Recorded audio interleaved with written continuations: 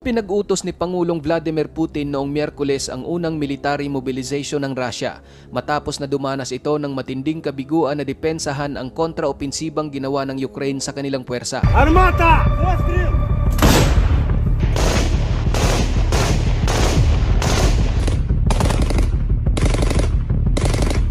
Ang nasabing mobilization ay opisyal na inilarawan bilang isang partial military mobilization na naglalayong kukuha si Putin ng nasa 300,000 na mga reserve personnel upang ipadala sa digmaan. Priority sa naturang mobilisasyon ang agarang pagtawag sa mga military reservists na dati nang nagsilbi sa Russian Army at may karanasan sa pakikipaglaban o espesyal na kasanayan sa militar. Nilinaw din dito na ang mga mag-aaral o mga kabataang lalaki na naglilingkod sa mandatoryong 12 buwang termino sa armed forces ay hindi kasama. Ngunit sa biglaang utos na ito ni Putin ay maraming Roso ang nabigla at nagresulta ng kaliwat ka ng mga protesta sa Russia.